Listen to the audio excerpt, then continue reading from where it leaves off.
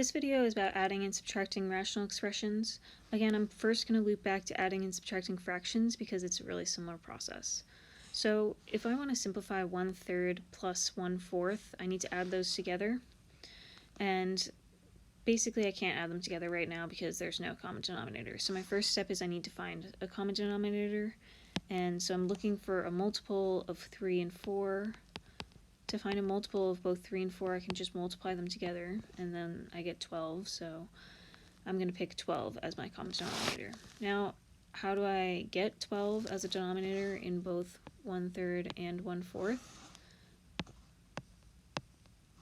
I can multiply 1/3 by 4 over 4. Now, 4 over 4 is just equal to 1, so I'm not really substantially changing anything. And then I can multiply 1/4 by 3 over 3, which is, again, just 1. Now, if you look at this, I'm in my denominator, I'm multiplying 4 by 3, so I'm going to get 12 in both denominators. So when I multiply this all out, I get 4/12 plus 3/12. Add those together to get 7/12, and this is my final answer. So when we're adding and subtracting rational expressions, we're basically doing the same thing. So here, if you look at my example, I need to add these two terms together, and they have different denominators. So the first step is I need to get a common denominator for them. So in the same way that I multiplied 3 times 4 to get my common denominator in my first example, I can just multiply x times x minus 2 to get my common denominator in this example as well. Now I need to figure out how to make the denominators actually equal x squared minus 2x, because right now I just have x and x minus 2.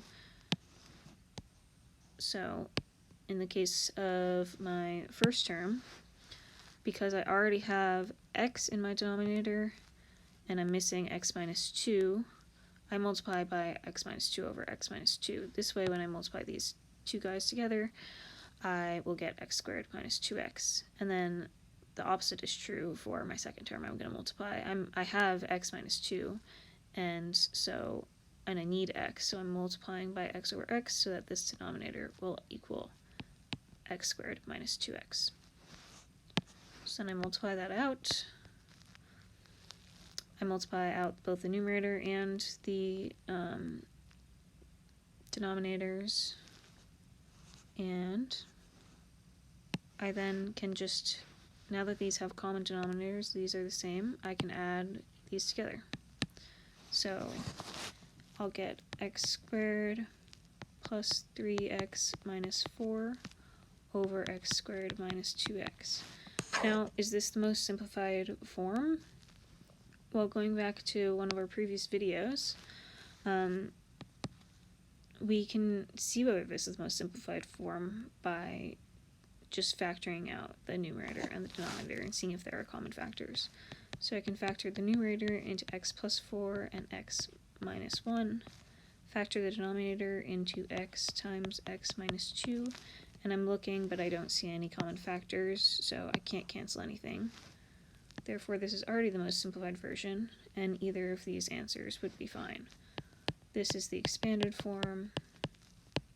This is the factored form. If I ask specifically for one or the other, then you'll have to do it in that way, but in general, you can just give me either of them, and that's fine.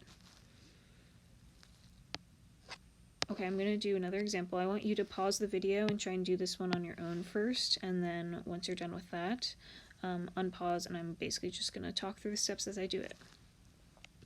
So the first thing I need to do is get a common denominator. So I'm going to do 2 times x plus 1. So 2x plus 2 is going to be my common denominator. In the case of my first term, I need to multiply by x plus 1 over x plus 1 in order to get that denominator. In the case of my second term, I need to multiply by 2 over 2 to get that denominator. Then I'm going to multiply each of these out. 3x plus 1, 2x plus 1, minus 8 over 2x plus 1. And now that these have the same denominator, I can add together the numerators.